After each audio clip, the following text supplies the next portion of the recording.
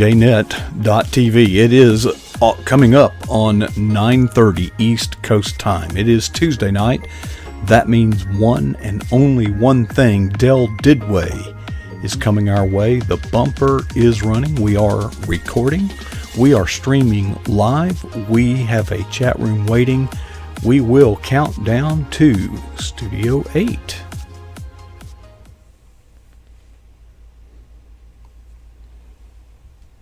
Well, good evening and welcome to PJnet.tv. That is a preview of our guest who is comfortably waiting in the luxury of the green room.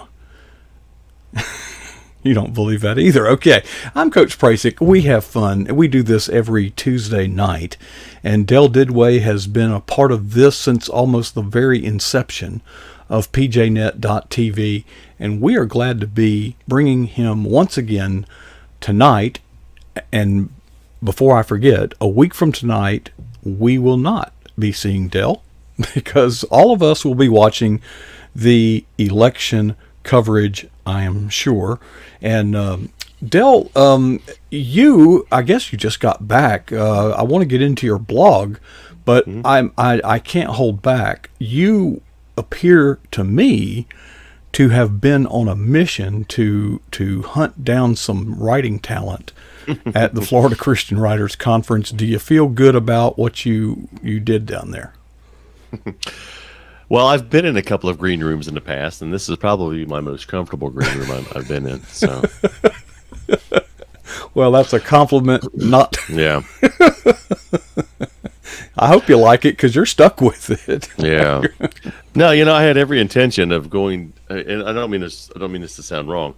I have had every intention to go down, and maybe entertain the idea of signing one, maybe two writers or would-be authors. And I came back, with a whole handful of contracts. So. That wasn't. I mean, I'm grateful and I'm excited about it, but I might have bitten off more than I thought I could chew. But there was just some really good talent, some really good opportunities that I didn't want to let slip away, because I think, for one, I've been there, and another, I didn't want to lead somebody on and get them excited. And so I thought about that for a while, because a couple of them are first time attendees; they had never been to a conference, but when I saw a couple of their and everybody down there was good. I don't want to say, yeah. So there was a couple of them that had just tremendous platforms that I just looked at them and just wow, So the writing will come.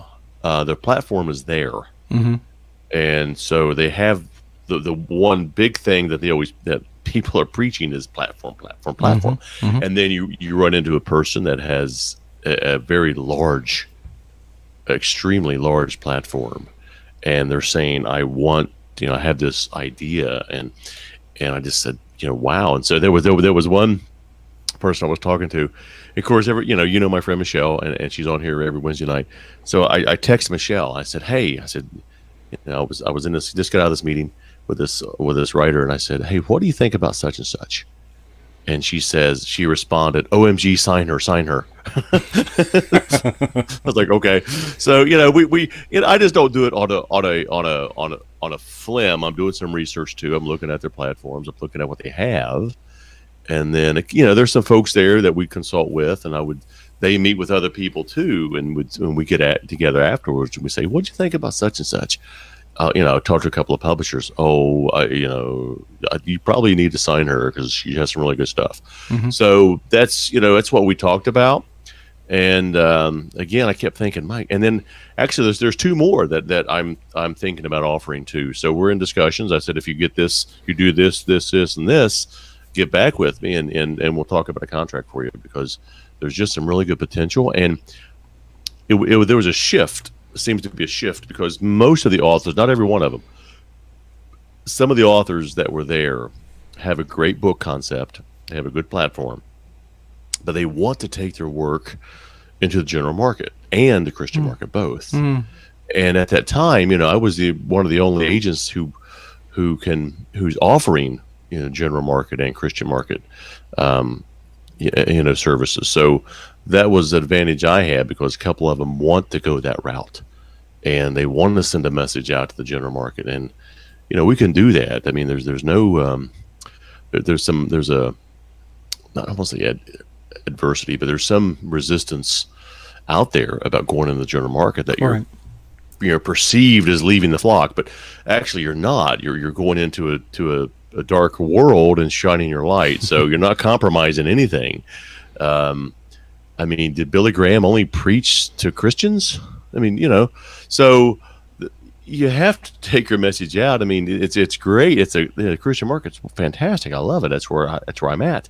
But I'm also in the general market, and then I have these crossover books that send a great message. So I went down there with maybe to sign one, maybe two, but never thought I'd come back, with 5 new clients. And so, because I've kind of exceeded what I wanted to go, so I'm gonna have to cut it off really soon, because I don't want to get my hands too full. But it was a great conference. Del, when you talk about general market, first of all, between yourself and Kyle, I think there are probably, if there's anybody that can bridge that gap, it would be you and Kyle and the Serious Writer organization. That's not unfamiliar territory. But I think some of the aversion that is felt out there to, leave, Christian authors making their way into the general market is the landscape, it seems to me, is to make it to the general market, you've got to compromise. You've got to have LGBTQ, you've got to have, this, that, and the other. But if we compromise our work to be acceptable to the general market, then I would have problems with that. So how confident are you that we can take Christian talented writers and make a path of light, pierce the inky darkness of the general market without compromise? Can you do it? 100%. That sounds pretty okay. I'm not leaving my convictions, and I'm not compromising my beliefs. If anything, it will make me be stronger, because I'm going to say I will not forward. I will not compromise. I think that's, again, Mark, this isn't boastful bragging. I have two Christian books in the journal market that are bestsellers. That I had 120 people standing in line to get in New York City. Maybe, just maybe, the general market wants things like this. You know what that reminds me of, Del?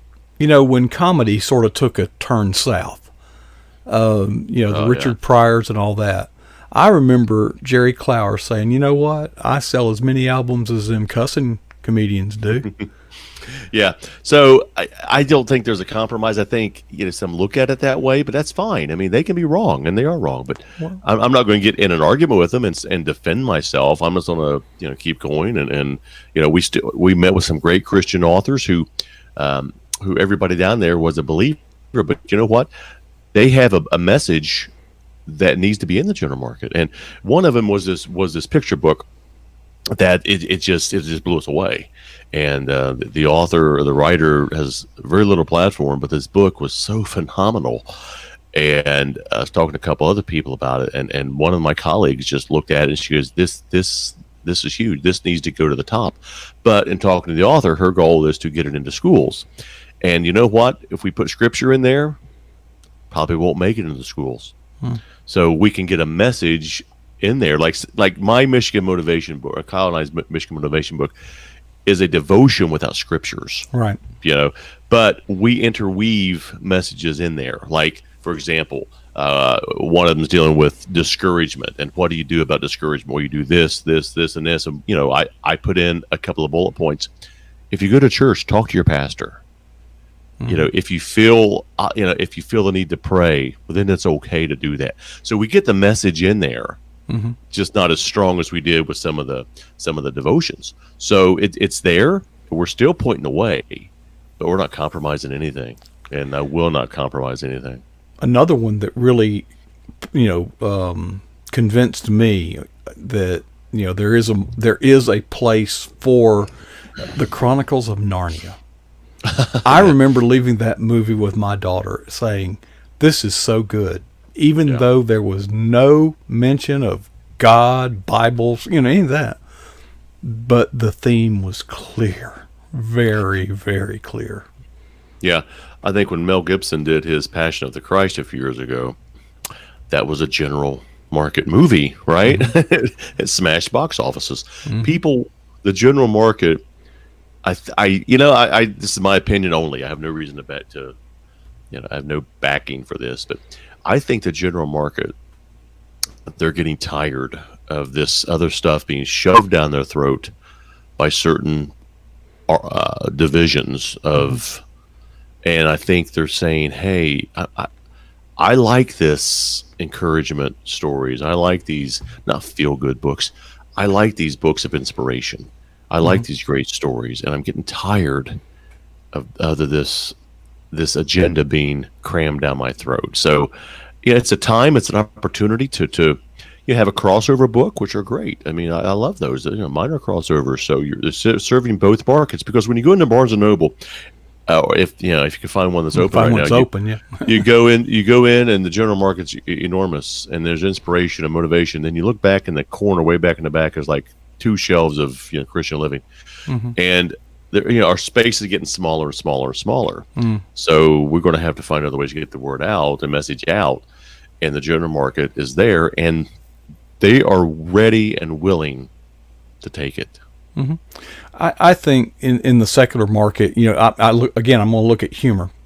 Yeah. For a long time, the Richard Pryor, Cheech and Chong, the stuff we grew up with, it was shocking. And I think a lot of its popularity was its shock value. But at some point, you begin to realize anybody can get up there and cuss. It doesn't take a lot of artistic merit to do that. But to entertain with humor requires skill. Well, I wouldn't doubt that writing isn't somewhere on a parallel path. Anybody can write garbage, sewage. That doesn't take a lot of imagination, doesn't take a lot of skill, but to write a story. Yeah. That's so. And then one of the authors I liked, we get up and tell what we're accepting, and I was one of the only agents that said I would love to have comedy. And lo and behold, I had a comedy pitch, and I had a humor book pitched to me. I said, I'll take. I like this. So we're going to try to get that published. I have to sneeze here in a second. But I have a little button for that right here. I may if I do that, that means to hit it. So I was very encouraged by the conference. It's always a good one. It's sentimental to me, and I was fortunate enough and blessed enough this year to be asked to speak at the VIP breakfast, and then to teach a class, and then take appointments for 2 straight days, and you don't get much sleep but you're not there to sleep. You're there to encourage, because afterwards we all gather in this little coffee shop, and you sit till midnight or 1 in the morning. You get up at 5. That's just what it's about. That's just a part of the fun. I saw that you were on faculty with the From Conference to Contract, and I was fortunate enough to film you doing that class. That one. I think that's going to be a rock solid staple in your inventory for a long time. Well, and then for 3 of them, it happened. They went from a conference to a contract, and so it can happen. And they asked me what's the key to it, and I just say, come to class with some Milk Duds and some coffee for me, and you'll have a good shot at getting that contract. But you present a very realistic assessment of the landscape, and you don't create any false hope.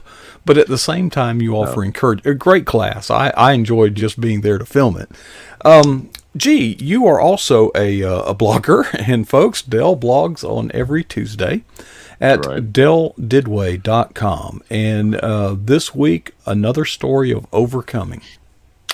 Yeah, I was encouraged by it, and got to know Allison through social media. In fact,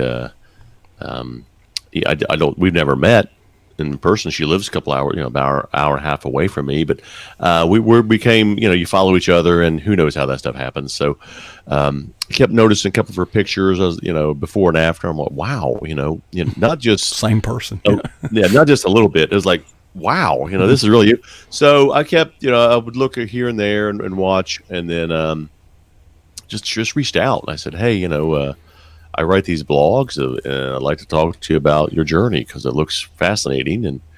And she responded. We ended up talking, and yeah, in fact, she texted today, and she said she really, really loved it. Brought tears. She almost brought tears to her eyes. So, her fascinating story. Well spoken lady. Obviously, she's top of the class attorney. She's a very smart gal, and she just lost control over which is easily done, and it decided I'm done with this. And so she told me she described herself as petite and athletic and active in high school and college, and weighed 120 some pounds, and then just lack of discipline, I think, and lack of courage. She said she let food take over her life, and got up to nearly 300 pounds. And so, and the story isn't about being obese. It's about letting something take control of your life that you don't want, and then having the courage to address that. Whether it's, in her case, addiction to food, addiction to alcohol, addictions to cigarettes, and how she overcame those. It could be, somebody could have a problem with gambling, somebody could have a problem with pornography, or language. It doesn't matter. It's just, last week was my problem with stuttering. Mm-hmm. Her problem was others. Everybody has a problem, mm-hmm. and everybody has a need, and so it's how you address it, and are you brave enough to address it? So yeah, she was. Those before and after pictures are quite stunning. Different person. And like you said, the context can change. We all have our demon. But you kind of have some bullet points I brought up on the screen that I thought were, regardless of what your monster is out there, you can slay that dragon. But you start out by saying, embrace your fear. Yeah. I mean, if we all have fears, and you got to look at it, and you got to have courage. And that's why I love that quote, from John. John Wayne has some great quotes. Courage is being scared to death, but saddling up anyway. So I love that. I'm going to keep toting John Wayne because folks, for those of you that don't know Del, he is a big John Wayne fan, and if they ever rename the John Wayne Airport, I expect civil war to erupt, and Del would be on the front line. I'm on airport board here in my county. We may call it the John Wayne Airport. There you go. There you go. But how can you not? If you're an American, if you're a blood-bought American, you gotta like John Wayne. And if you don't like him, then you got to question your loyalty to this country. Yeah, you got it. Your second point is having to do with procrastination. Don't hesitate. Because how many of us feel like, well, I'm gonna start something tomorrow, and I'm gonna give you some scriptural context at just how powerful a tool procrastination is to Satan. We all remember the Egyptian, the plagues that Moses, trying to get the, Well, several plagues, went by, but it was the frogs that broke Pharaoh. Because, see, I believe the frogs actually impacted the Pharaoh. I don't think those other plagues impacted him personally. So he called for Moses, and Moses, and he said, look, you can go, just, And Moses said, when would you like me to send the frogs back to the river? And that idiot said, tomorrow. Mm-hmm. Folks, tomorrow is your biggest, it's our biggest enemy. Oh, I'm going to do that tomorrow. If you're going to slay the dragon, you've got to decide to start now. Yeah, and the first object is stop hitting the snooze button. Just get up. Alarm clock goes off, get up. Are you a snoozer, Del? No. I'm not either. No. So I'm just saying, the Duduit. I'm a procrastinator sometimes. I like the deadline. I like having that. I perform better under a deadline, and so I really don't have. I can't procrastinate, but I do my best sure work you can. that You way. Can procrastinate later. Yeah. So, but you're right. It is easy to say, you know what? I have the best of intentions. I'll do it tomorrow. Mm-hmm. So do it, and that's address it. Zig Ziglar says that deadlines act on us, or no, we act on deadlines because deadlines act on us. Yes. You got to leave your comfort zone. Oh yeah, you have to, because I think Allison did that. I mean, she wasn't comfortable, with her appearance, but I think the food made her comfortable. And who doesn't like? I just posted something, a chocolate lasagna pie yesterday on Twitter. That looks awesome. It's comfortable. Sitting on the couch eating that. It's comfy. But you have to you have to do that. So I kind of like that bullet point. Well, yeah, nothing is ever done. What accomplishment of any kind is stumbled into? I was just sitting around one day watching TV, eating some tater chips, and found myself, and no, you've got to go after it, and that's going to involve a little pain. Building confidence. I think that it's our brothers and sisters in Christ that can be one of the most vast resources if you will circle up your wagons. So we need to encourage one another. Yeah, and that was one of the things I talked about in my class is having the courage. And there's a difference between being confident and being cocky. So, nobody likes arrogance, but you can be confident in your work. If you spend hours and hours and hours putting together a proposal, and you spend hours and days in writing, and you spend, a few $100 to go to this conference, you should walk into the publisher, walk into that agent, walk into that editor. Hey, you're going to like this. This is something that is going to knock your socks off, and you should look at this, instead of saying, well, I don't know, I hope you like this. And, it's, and I hear that. Okay. And one lady sat down with me, and God bless her, she was so sweet. She just was so meek. And I said, and she started talking to me for a few minutes. I said, do you like what you're doing? Do you like this work? And she says, I do. Proud of it.